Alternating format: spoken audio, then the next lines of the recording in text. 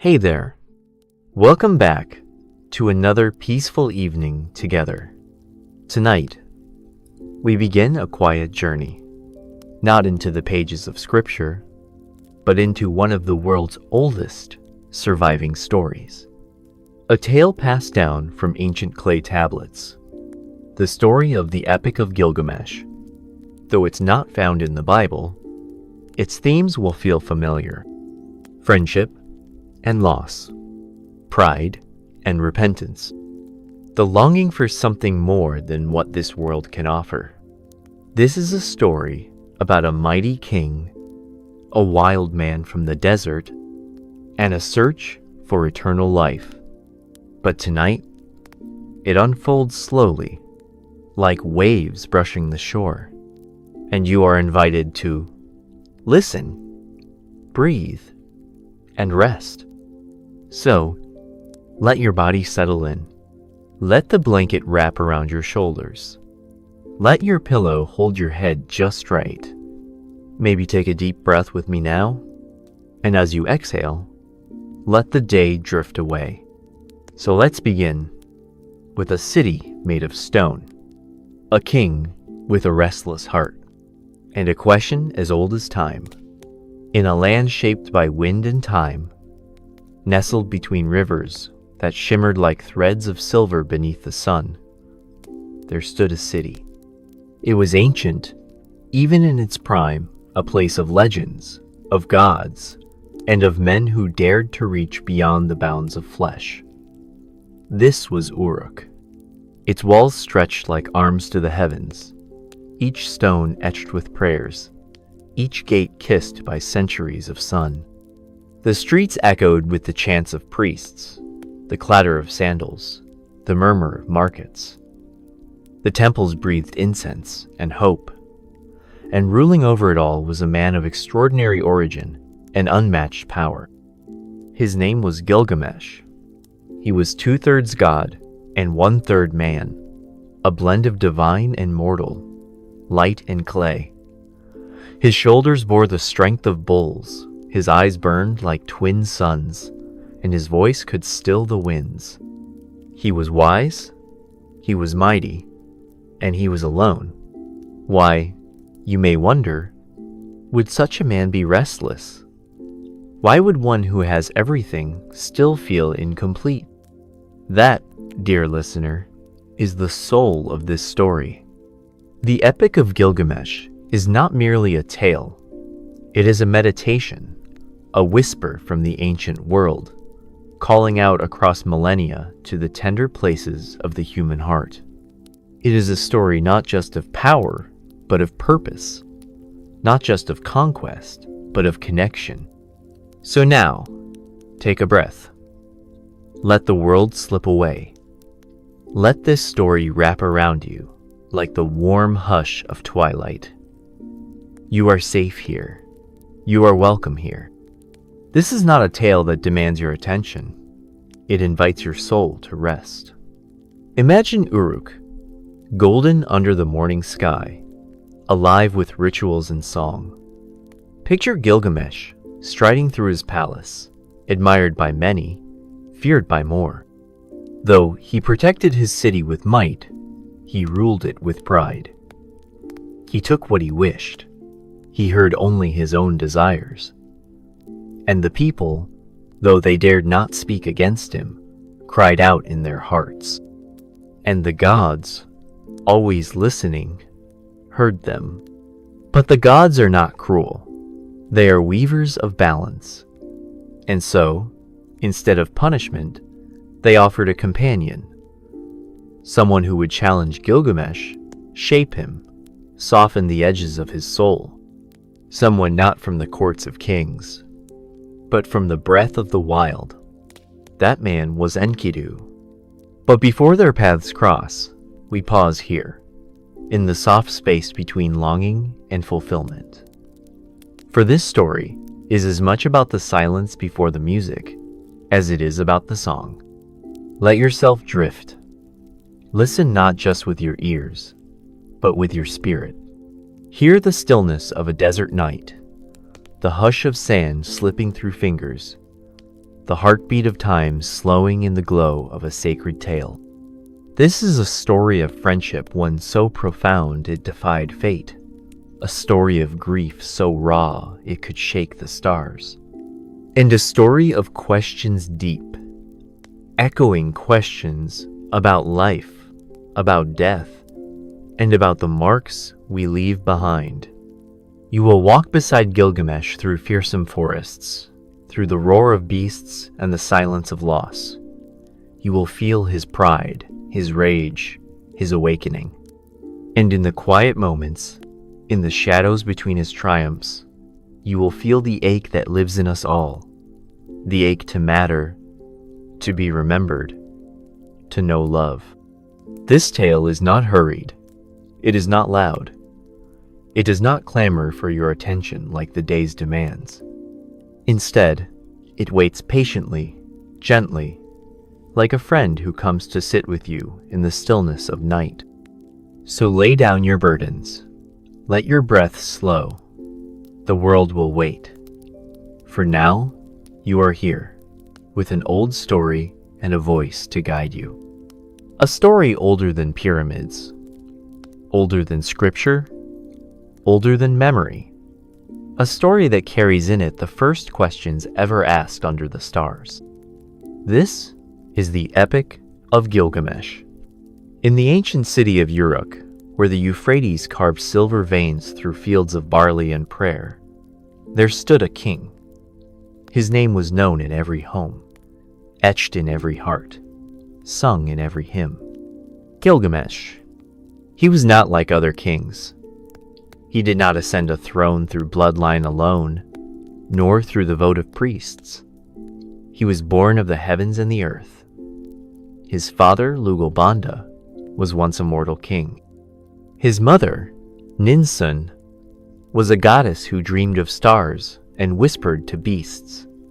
And from their union came a child who bore the pulse of eternity, 2/3 divine, 1/3 man. Even as a boy, Gilgamesh outpaced the swiftest antelope. He could read before he could speak. He could wrestle grown warriors before he had known 10 winters. The gods had poured into him all the gifts of creation beauty, wisdom, strength, but none of the boundaries. As he grew, so did his legend. He built walls so thick that 20 men could march atop them. He dug canals that sang with clean water. He called forth festivals that dazzled with incense, music, and dance. Uruk gleamed under his hand. Its granaries were full, its enemies stayed far. And yet, all was not well. For with each triumph came a new indulgence. With each victory, a new command. He ruled not by consent, but by divine right, and he wielded that right without mercy. The young men of Uruk, those in their strength and prime, were summoned constantly to labor, to train, to fight. Gilgamesh had them build not just walls, but monuments to his glory. He taxed their time, their strength, their hope, and the daughters of Uruk, once cherished in song and prayer, feared the night of their weddings. For it was the king's decree that he must lie with each new bride before her husband. It was not love. It was not even lust. It was power, expressed through privilege. He had forgotten the weight of the crown. He had forgotten the trust of the people. Mothers wept silently. Fathers clenched their fists.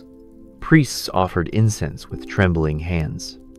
They dared not speak their defiance aloud, but in the dark places of the city, rebellion bloomed not of swords, but of sorrow. Still, Gilgamesh saw none of it, or if he did, he turned away. In his own heart, a storm was gathering. He would walk the walls of Uruk at dawn, long before the city stirred.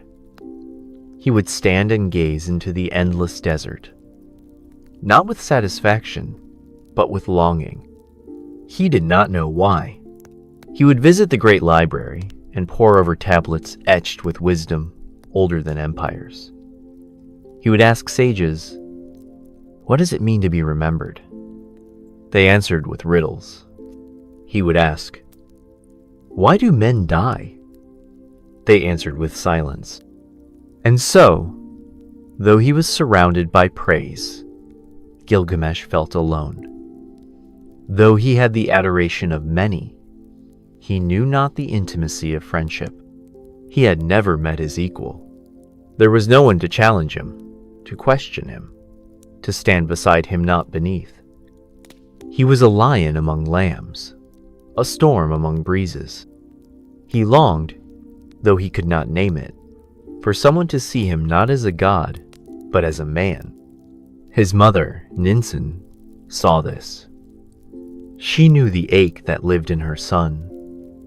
She offered sacrifices not for his glory, but for his healing. She asked the gods not for more strength, but for wisdom, for humility, for peace. And the gods, ever patient, listened. The gods of heaven do not rush. They do not act without measure. But when they move, it is with purpose. In the heart of the wilderness, far from temples and cities, a new life was forming. A creature of the wild, shaped not by worship, but by earth and breath. He would be Gilgamesh's equal not in titles, but in soul, a balance to his fury, a companion to his loneliness. But that part of the story is still to come. For now, we stay with Gilgamesh. He continued to rule. He held festivals that lit the city with fire and laughter. He debated the priests in temples, his voice deep and commanding.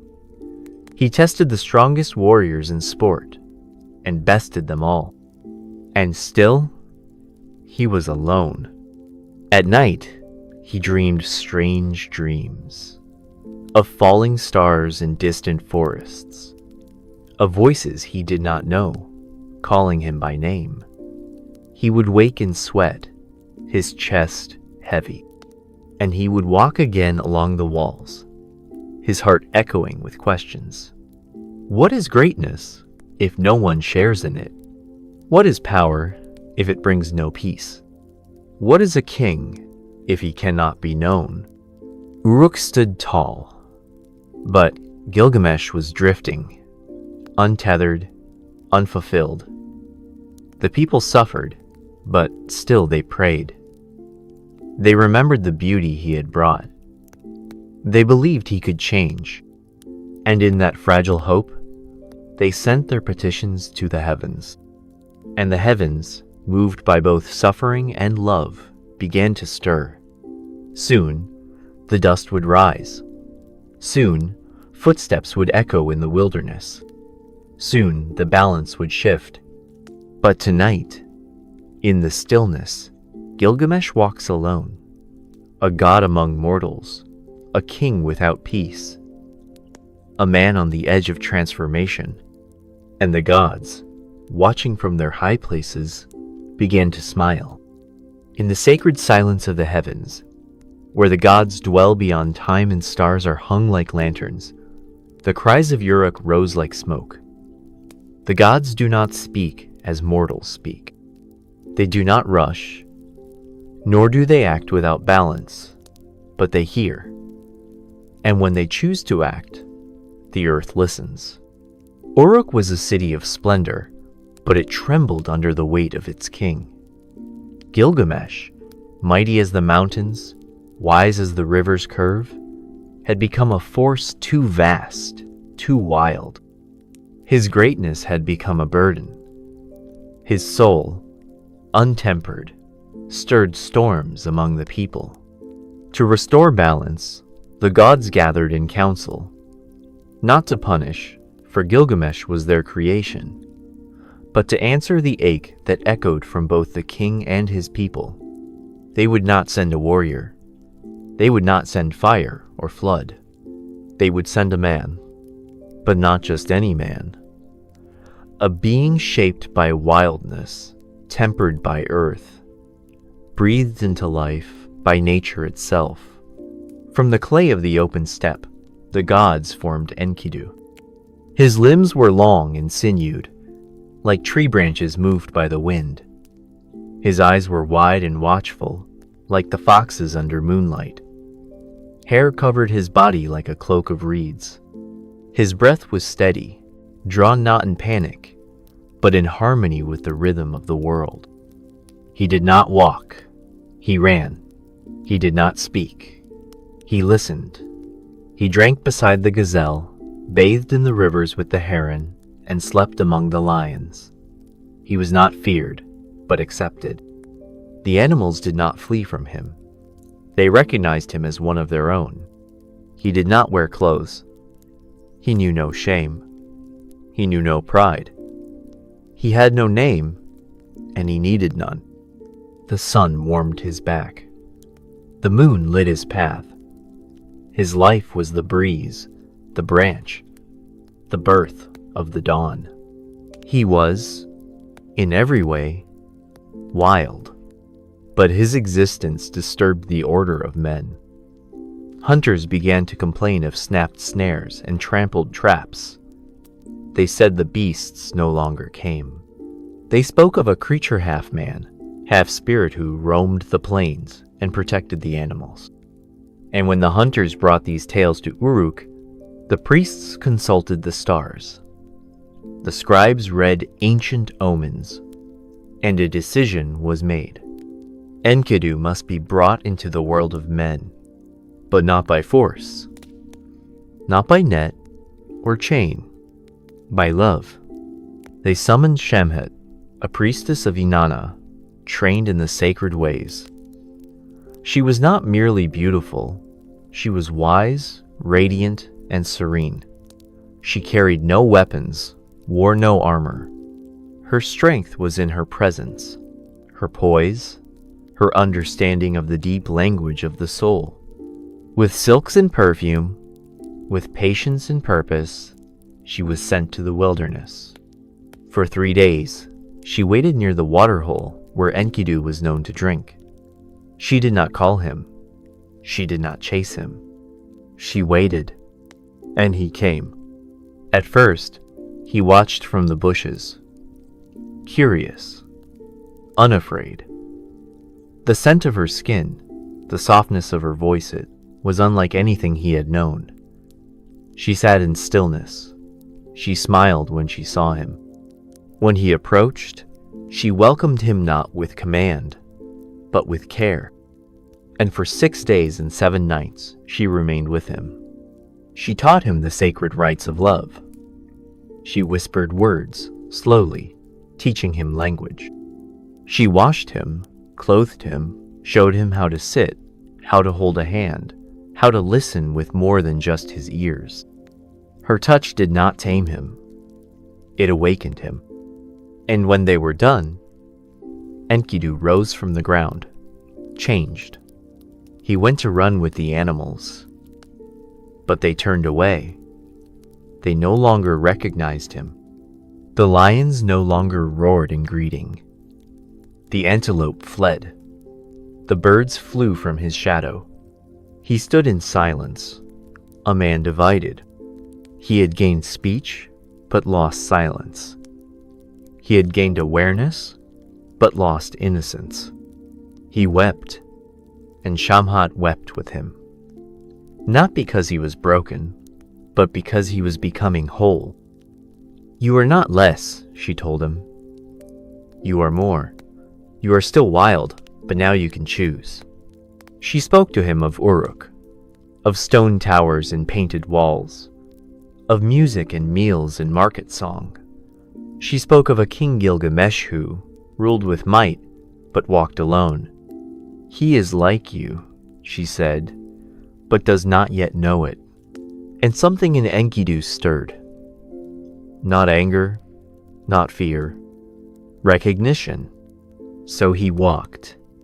With Shamhat at his side, he walked from the grasses to the gates, from the trees to the temples, from wilderness to civilization. His steps were slow, unsure, but steady. He was not a warrior. He had never held a sword. But in his chest beat a courage shaped by sky and stone. He did not seek a throne. He sought belonging. He did not yet know he was walking not toward battle, but toward brotherhood. And the gods, from their high places, watched. They did not speak. They smiled. For the world was shifting. Gilgamesh had ruled alone. Soon, he would be alone no more. And the tale of two souls, forged in fire and clay, would begin. The gates of Uruk rose like mountains carved by divine hands. Their iron-studded timbers bore witness to the passing of kings, the march of armies, and the silence of time. Now, they opened for a new kind of arrival. Before we get deep into the story, I want to ask you something gently. What does God mean to you? How has He helped you to reach this moment? To carry your story, day by day, even when you felt unsure or unseen?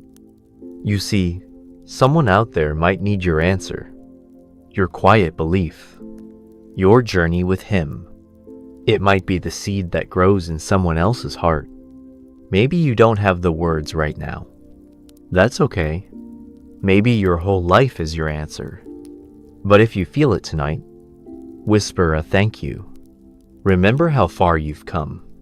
Not by chance. Not by strength alone, but by grace. And maybe tomorrow, or the next day, someone will believe a little deeper because you held on to faith and shared it with love. If you're comfortable, take a moment to share your answer in the comments. Even just a sentence. It might be exactly what someone else needs tonight. Now, let's rest in that quiet. Let's settle into the story. God is near. Let's continue. Enkidu approached not with the sword, but with stillness. He had never seen a city. The towering walls unnerved him.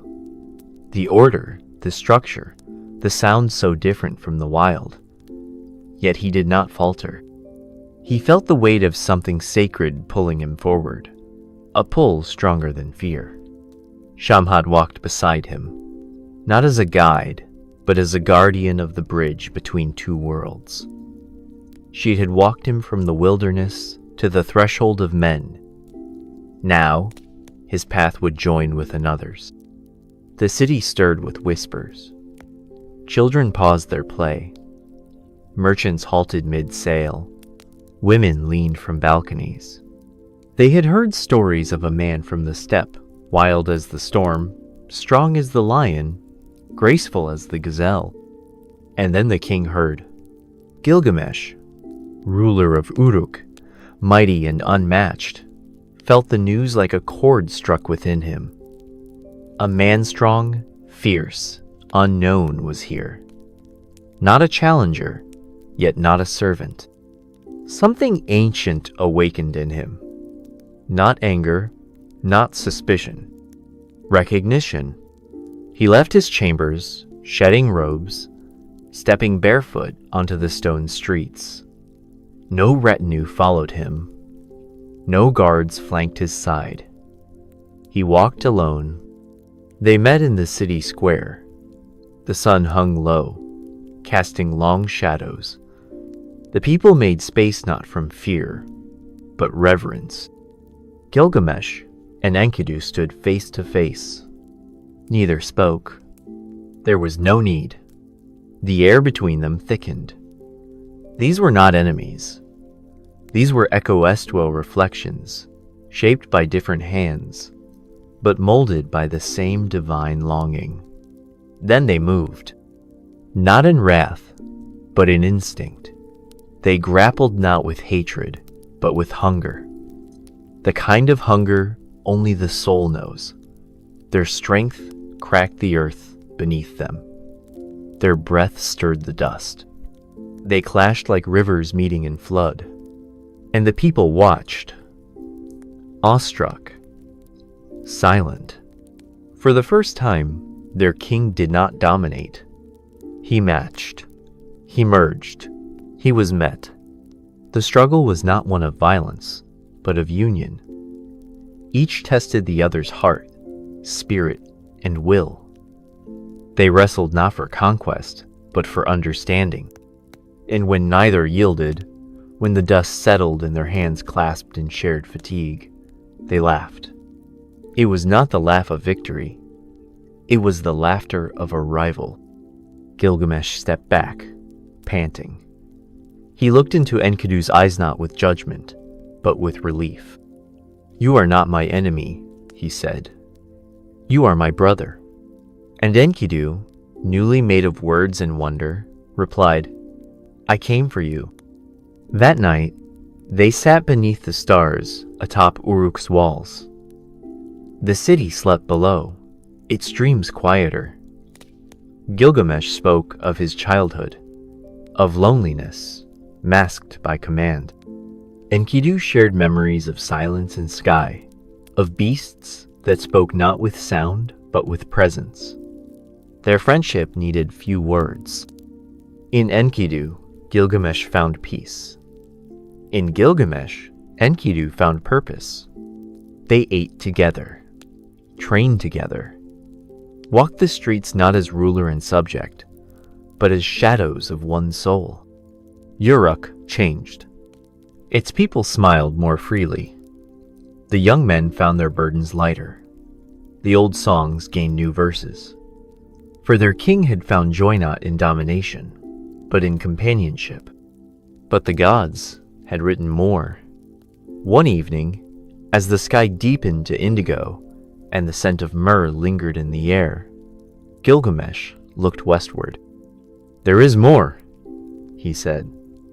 "Beyond these walls, beyond what we know. I dream of a forest, ancient and dark. Of a beast, guardian of secrets. Of glory." Enkidu was quiet for a moment. "The cedar forest," he said. "Humbaba lives there. You know of it?" "I feared it. In the wild, we speak of that place only in whispers. It is sacred." Gilgamesh's eyes glowed. "Then that is where we go." And Enkidu nodded not in agreement, but in faith. "For you," he said, "I will walk even where the gods have set warning." Thus began the greatest journey of their lives. But tonight, they remained in Uruk. And on that night, two souls who had once wandered alone now sat side by side, brothers, bonded not by blood, but by understanding. The gods watched, and they smiled. In the stillness of night, under a sky spun with stars, Uruk slept. But two souls remained wakeful, Gilgamesh and Enkidu. The king stood at the edge of his palace terrace, wind in his hair, eyes fixed on the distant horizon. He had tasted peace, he had known joy, but a restless flame still burned within him. "We have become brothers," he said softly to Enkidu, who stood beside him, "but we are not yet legends." Enkidu looked at the darkened land stretching west.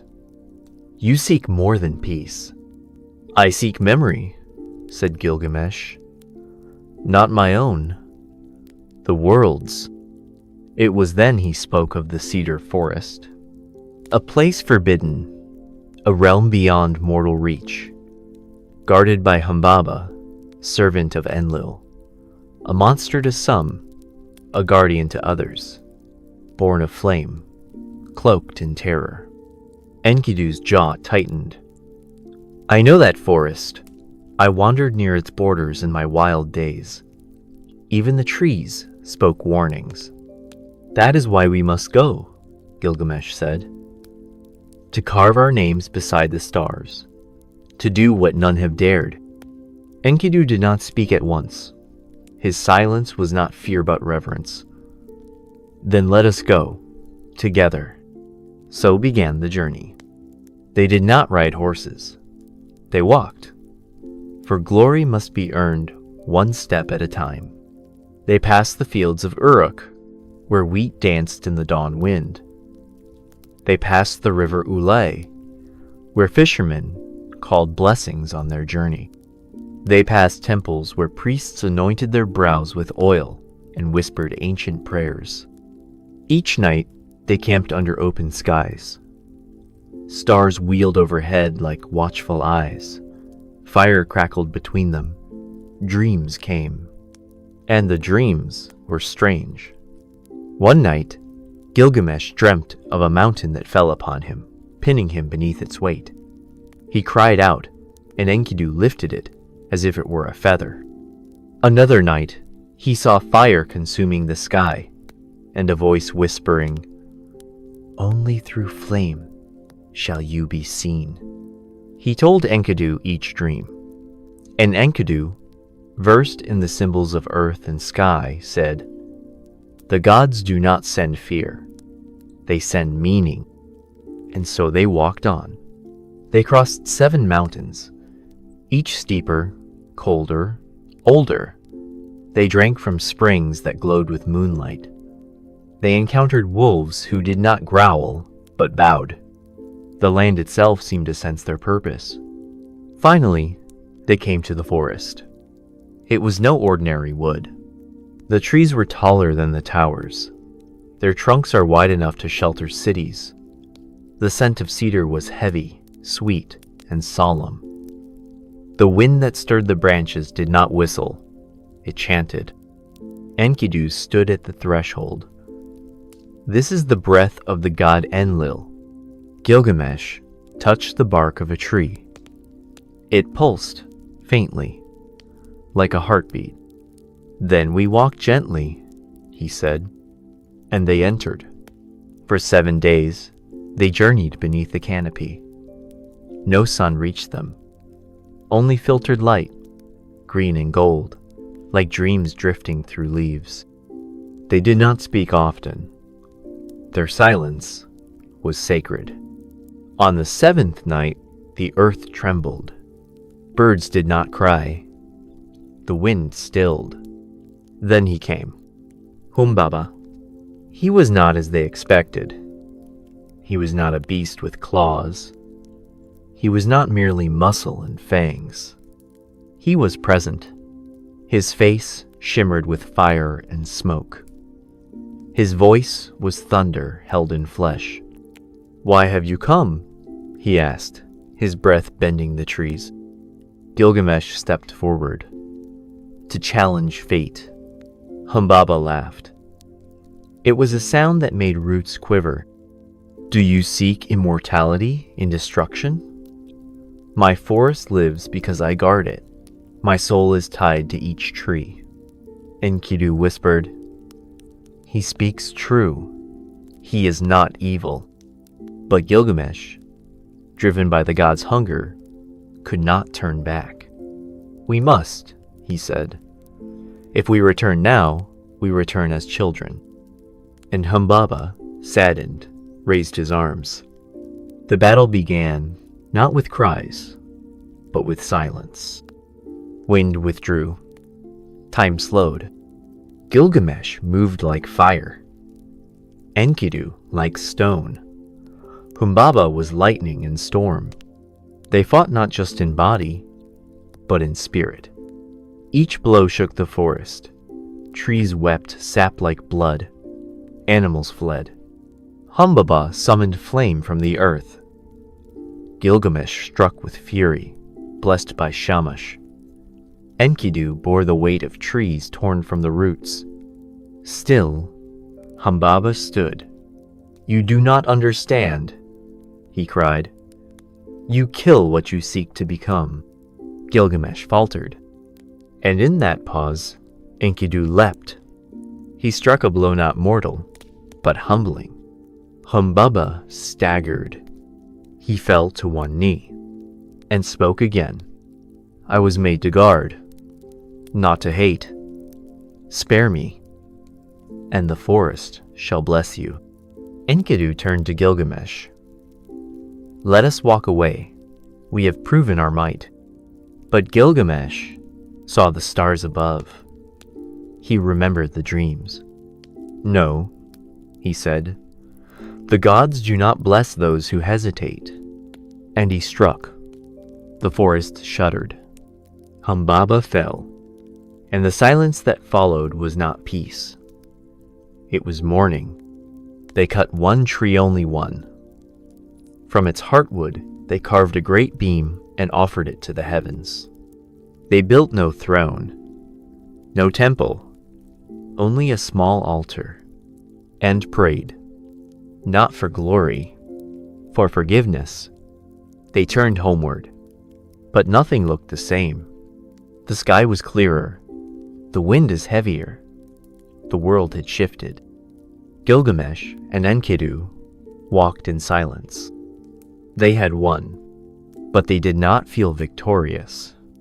And far above, in the halls of the gods, Enlil stirred. "You have slain my servant," he said. "You have entered the sacred and left it bleeding." He looked not at Gilgamesh, but at Enkidu, and he whispered his fate. The streets of Uruk sang with celebration. From the highest ziggurat to the furthest market stall, the names of Gilgamesh and Enkidu rose like incense. Flowers bloomed from windowsills. Bards spun fresh verses. Children danced in circles, chanting their names. The city pulsed with joy, renewed in spirit, as if the cedar forest's very roots had fed its soul. But not all hearts rejoiced. High in the celestial court, above clouds and smoke, Ishtar watched. The goddess of love and war, of passion and ruin, of desire and dominion, looked down upon Gilgamesh, and her heart stirred. She saw not just a hero, but a man golden with power, haloed in victory, standing before his people not in robes of silk, but in dust and glory. His laughter was thunder softened by joy. His gaze was unyielding, his pride unconcealed. And Ishtar, used to being the flame that drew moths to burn, felt a longing unfamiliar to her divine station. That night, beneath a sky silvered with stars, she descended to Uruk. She came cloaked in perfumed light, in a chariot drawn by lions, the air shimmering where her feet touched the earth. The people fell to their knees. Drums ceased. The wind held its breath. Gilgamesh stepped forward, his brow still damp with sweat from battle, his arm marked by the teeth of Humbaba. Ishtar smiled, radiant as dawn. "Gilgamesh," she said, her voice a river of roses. "Take me. Be my consort. I will make you a god among men. I will lay before you kingdoms to tread.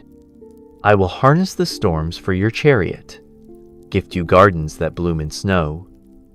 The heavens shall bow where you walk." The people gasped. No mortal had been offered such grandeur. But Gilgamesh stood unmoved. He looked into her eyes and saw not love, but conquest.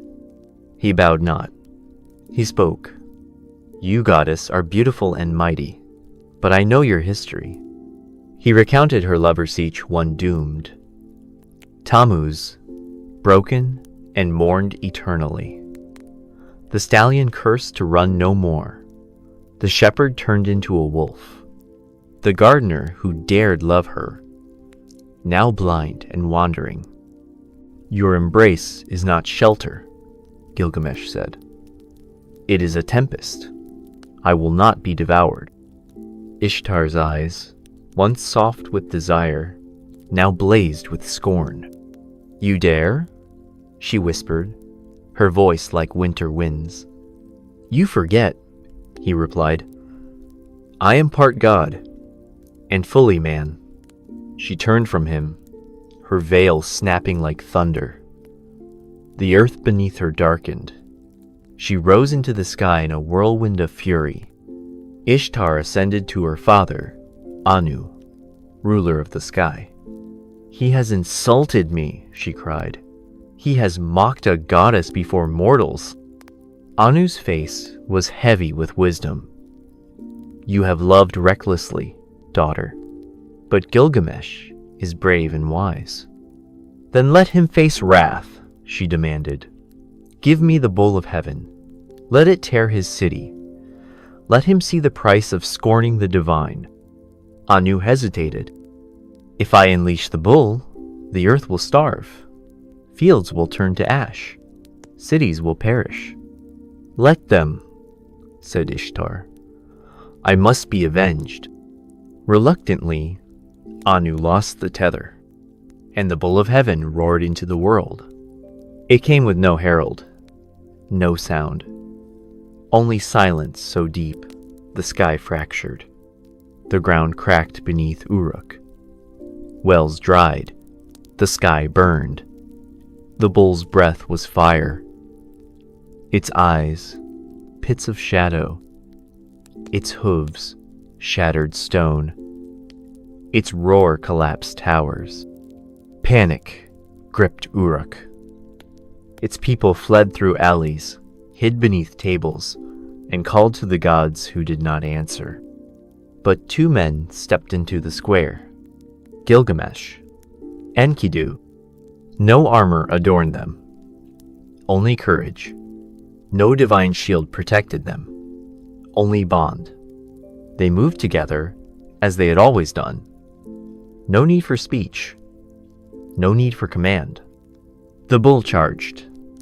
Earth split, walls crumbled. Enkidu leapt, seizing the tail with arms forged in the wilderness. The beast bucked, but he held. Gilgamesh darted left, right, then struck once, twice his blade singing in arcs of silver. The bull screamed. Enkidu cried out but did not yield. Together, they moved like a storm given shape. At last, Gilgamesh climbed the beast's spine, found the hollow near its shoulder, and drove his blade with all the might of man and God combined. The bull fell. Its death cry echoed across the world. The city erupted in cheers. People wept with relief. They crowned their heroes anew. But Enkidu was not smiling. He looked at the beast, then at the sky, and he laughed not in triumph, but defiance. He tore the thigh from the bull and flung it heavenward. "If this is the will of the gods," he shouted, "let them see how men answer." Ishtar shrieked from the heavens. The bull was her sacred servant, her vengeance. But her power now felt brittle. Her pride had met mortal will. She vanished, her curses unanswered. That night, Uruk feasted. But it was a hollow feast. Enkidu sat beside Gilgamesh, eating nothing. "I have dreamt," he whispered, "of chains, of a great door closing, of a silence that grows." Gilgamesh gripped his arm. "We have faced gods and lived. What fear can a dream bring?" But Enkidu did not answer. He looked to the sky, and the sky looked back. In the golden light of morning, Uruk awoke to celebration. The dust of battle had settled. The bull of heaven lay vanquished. The people sang. Drums echoed in the streets. Children waved palm fronds. Markets overflowed with fruit and honeyed bread. But high in the palace, a shadow was growing. Enkidu sat alone. The clamor of the city felt distant, like thunder underwater. His limbs, once so swift, had begun to feel heavy. His breath, once as easy as the breeze over plains, caught in his chest like a thorn. Gilgamesh noticed first. "You're tired," he said, smiling. "Rest, we've earned it." But Enkidu did not smile back. "I dreamt," he said, voice low. Gilgamesh turned. "Another dream?" Enkidu nodded. A great house. Its walls were dusty. Its door was sealed by fate. Inside were kings and gods alike, all silent, all still. They did not speak. They did not move. They only waited. Gilgamesh frowned. Dreams are smoke. Drink water. Come walk. But Enkidu stayed seated, staring into the distance where the desert met the sky. No, he whispered. This one is the truth. The sickness came slowly, a fever that gripped him like a vine, winding through muscle and thought. He lay in bed, his skin burning, his breath shallow. Gilgamesh summoned healers. He summoned priests. He bathed Enkidu in oils. He sang to him. He placed his cloak over his friend. Nothing helped. Each night, Enkidu slipped further, and the dreams returned each darker than the last. He saw the gods gathered, their faces veiled. He heard his name whispered among them. "This is justice," said a voice. "For striking Humbaba, for slaying the bull." Enkidu awoke in tears. "They curse me," he said, "for what we did, for what I became." Gilgamesh gripped his hand. "We did it together. Blame me, not you." Enkidu shook his head. "You were chosen. I was borrowed. I was made to balance you. And now the gods reclaim me." On the 6th day, he cursed the trapper who first saw him in the wild. He cursed the hunter's father. He cursed the forest. He cursed the day he was born. And then he cursed Shamhat. "She pulled me from the beasts," he wept. "She gave me words, but she took my place." Gilgamesh leaned close. "You were more than a beast. You became my brother." Enkidu wept. "And I would not trade it. Not one breath." On the 7th day, he fell silent. Gilgamesh sat beside him. He did not speak. He did not move. He only watched, holding the hand that once held lions by the mane. At midnight, Enkidu stirred. His eyes opened one final time. "Do not forget," he whispered. And then he died. Gilgamesh did not scream. Not at first. He simply stared. He touched his brother's face. He touched his chest.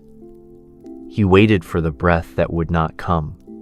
Then he howled, a sound that shook the walls, a sound that silenced Uruk. He tore his robes. He smashed the jars of oil and perfume. He covered his head in ash. He walked barefoot through the streets, wailing. "He was my brother," he cried. "He was my right hand, my heart, my home." The people watched in silence. The king who had never bent was now broken. He ordered a statue of gold, inlaid with lapis, eyes of obsidian, a smile that tried to remember. He laid Enkidu in state for 7 days. He would not bury him. "I will wait," he said. "I will wait for the gods to change their minds." On the 8th day, the flies came, and only then did Gilgamesh rise. He left Uruk that night, not with guards, not with fanfare, alone. He wore only a cloak. His hair was matted. His feet bled. His eyes did not blink. "I will find him," he whispered. And so began the wanderer's journey. Through the desert where no birds flew, through mountains that spoke in thunder, through rivers of boiling mud. He did not stop.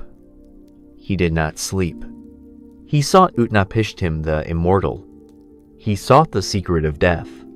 He came to the twin mountains that held the sun. He begged the scorpion men who guarded the gate. "Let me pass," he said. "My brother is dust. I must learn why." They looked upon him and saw not a king, but a man broken by love. They opened the way. He walked for days in darkness. No light, no time, only the sound of his steps. At last, he reached the edge of the world, and there, beneath a tree, older than memory, he wept. He wept, not for Enkidu. He wept for all who love, for all who lose, for all who, knowing the end, choose to care anyway. Gilgamesh walked alone. The hero of Uruk, once flanked by soldiers, now wandered with feet bare and cloak torn. The dust of ages clung to his skin. His eyes, once sharp with ambition, now searched the horizon not for conquest, but for meaning. Enkidu was gone. The world had not changed. But Gilgamesh had. His heart, once filled with thunder, now echoed with silence. He feared one thing, not the gods, not beasts, not war. He feared death. He crossed deserts where no wind stirred. He scaled cliffs where the stones wept from the cold. He passed cities that knew not his name. He drank from puddles, slept beneath stars. Each breath was a question. Each mile, a prayer. Is there no answer? He cried to the skies. Must all fade? In dreams, Enkidu returned to him, but only in silence. He reached the twin mountains where the sun is born. Their peaks pierced the heavens. At their base stood guardians beings of fire and stone, scorpion-bodied, eagle-eyed. Why do you seek what no man may find? They asked. Because I have known love, he said, and I cannot let it die. They parted the gates. He walked for days in darkness. No star, no dawn, only the echo of his own breath. He emerged into a garden of stone and flame. There, by the sea that circled the world, dwelt Sideraith alewife of the gods. She saw his face and wept. You are too late, she said. Death cannot be undone. Let life be your feast. Let each breath be its own reward. But Gilgamesh turned away. I must know, he said. He found the boatman Urshanabi, keeper of the waters of death. Gilgamesh shattered the sacred stones, not knowing their worth. He fell to his knees. Forgive me, he said. Help me cross. Urshanabi, moved by the king's tears, guided him. They cut poles from the forest. They crossed the sea. And on the far shore stood Utnapishtim, the man who never died. Gilgamesh fell before him. I have walked the world. I have lost my brother. I have lost myself. Tell me, how do I live forever? Utnapishtim was silent. Then he told a story of a great flood, of a god who warned him, of a boat that saved all lives. Because I obeyed, said Utnapishtim. The gods gave me life unending, but it was a gift, not the prize. It cannot be taken, it cannot be earned. Gilgamesh wept. Utnapishtim's tale unfurled like an ancient scroll. He spoke of a world lost beneath waves, of how the gods, weary of men's noise and strife, sent a flood to wipe the slate clean. How Ea, the whispering god of wisdom, revealed the secret to Utnapishtim in a dream. Build a boat, seal it tight, bring life aboard. I did, said the old man. Not with pride, not with joy, but with trembling. He described the storm that came, not of rain, but of fury. Mountains drowned, cities vanished, the sun fled. For 7 days and nights, the sea swallowed the world, and then silence. When Utnapishtim opened the hatch, the sky was hollow, the water still. The world is gone. He wept, and the gods, seeing the survivors, grew ashamed. They granted him and his wife immortality, not as a reward, but to bear witness forever. Gilgamesh listened, kneeling in the dust. "You have what I seek," he said. "Grant it to me. Teach me the secret." But Utnapishtim shook his head. "You are flesh," he said. "You are meant to end." Gilgamesh's voice cracked. "Then why do we love, if all we build is lost?" Utnapishtim looked at him. "Because that is the glory of man, to love despite ending." Still, he offered a test. "Stay awake for 6 days and 7 nights. If you can conquer sleep, perhaps you can conquer death."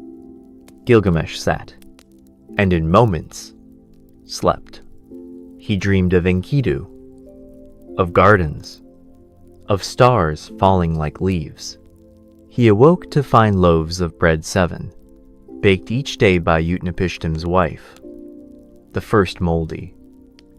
The last is still warm.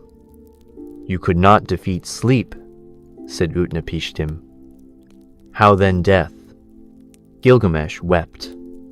But the wife, moved by the king's grief, whispered, "There is a plant. It grows at the bottom of the deep sea. Its thorns are sharp, but it restores youth." Utnapishtim told Gilgamesh how to find it.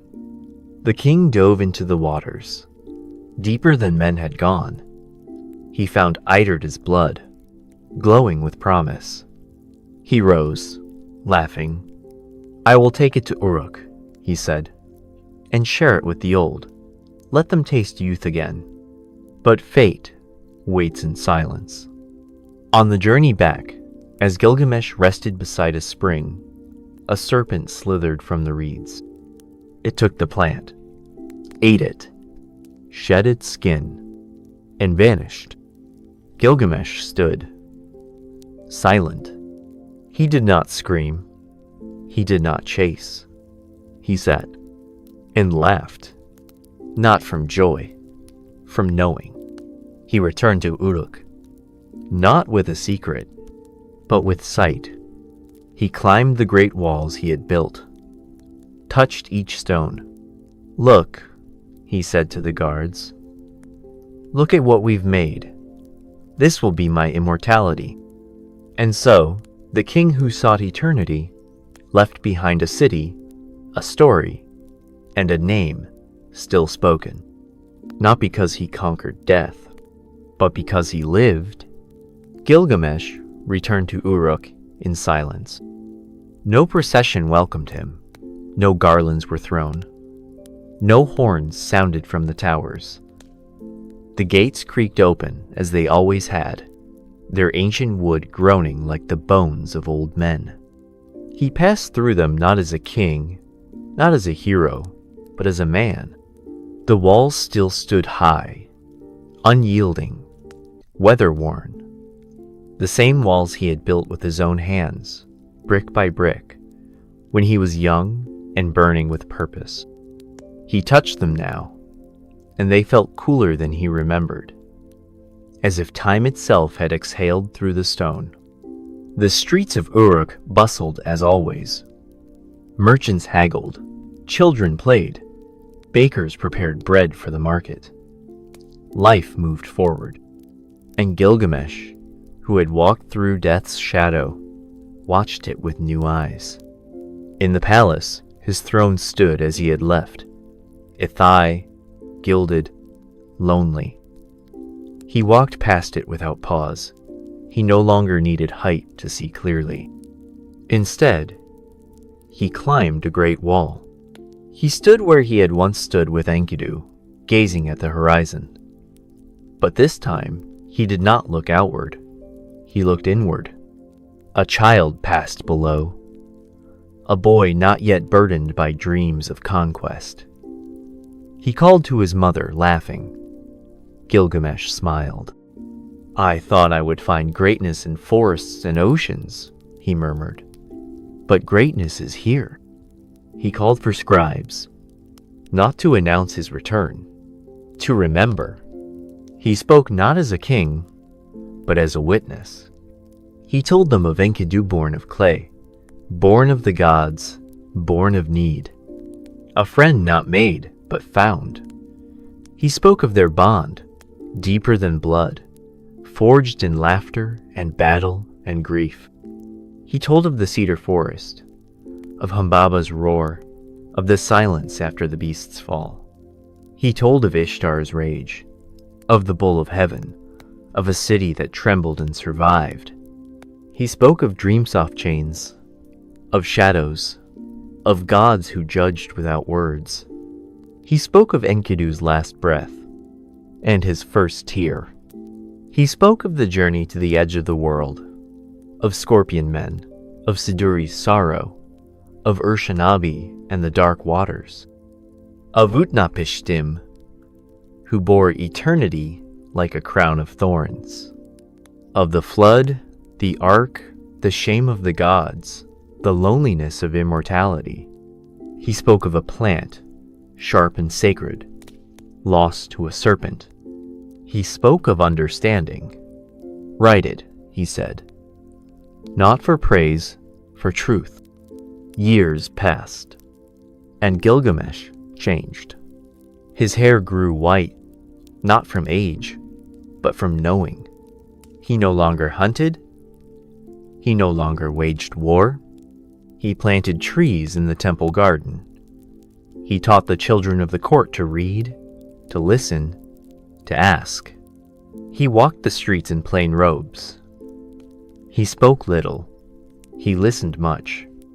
People began to fear him less, and love him more. One evening, as the sun dipped behind the towers of Uruk, a young boy approached him at the temple gate. "Great king," he said, "why did you not bring the flower of life back?" Gilgamesh knelt. "Because the gods never meant us to have it," he said. "Not in our hands." The boy looked puzzled. "Then what did they mean us to have?" Gilgamesh smiled. "Each other." He aged. And as he aged, he grew kinder. He would pause to help a widow carry her basket. He would sit in the marketplace and listen to musicians.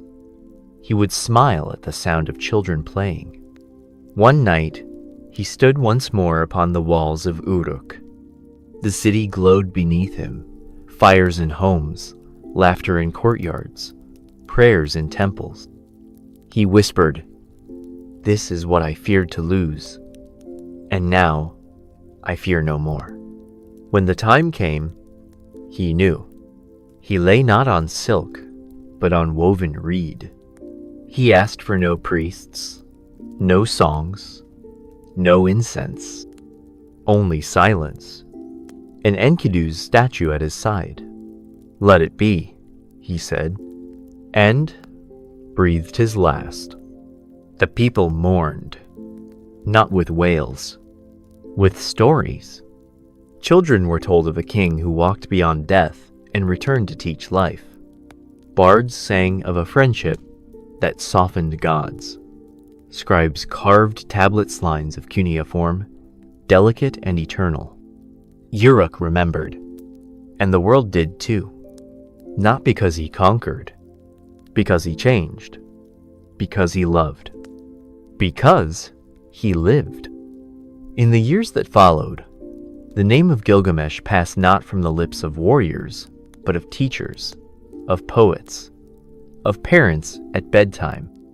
Children listened wide-eyed to tales not just of monsters and gods, but of a king who wept, of a friend who died, of a journey that changed everything. His story was not buried in stone, but carried in voices. And that was the immortality he could never have foreseen. Each year, on the day of Enkidu's death, the people of Uruk gathered in the temple garden. They lit lamps of oil and placed them on the river, watching the flames drift under moonlight. It was not a day of mourning.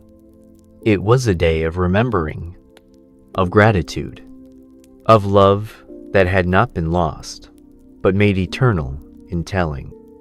In schools carved into old courtyards, boys and girls learned to write their names. The script was hard, the curves strange, but they smiled, because they knew the man behind the words. He was not perfect, but he was theirs. Travelers came from far cities, drawn not by gold or trade, but by the echo of story. They asked to see the walls, to walk where he had walked, to place hands where his hands had once built. Uruk became a living testament, not to empire, to memory, to mean, and deep beneath the palace, sealed in a room untouched by time, were tablets, stone upon stone, the tale of Gilgamesh, of his grief, his quest, his brotherhood, his end, written by hands long stilled, preserved by a city that remembered.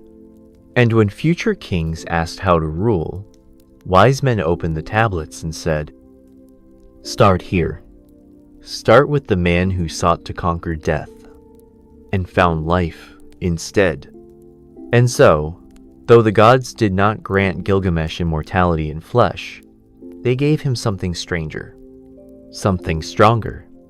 They gave him a name that time could not erase, a legacy not of glory, but of heart, of pain endured, of love remembered, of lessons passed from mouth to ear, across the arc of millennia. And so ends the epic, not with a triumph, not with a tragedy, with truth.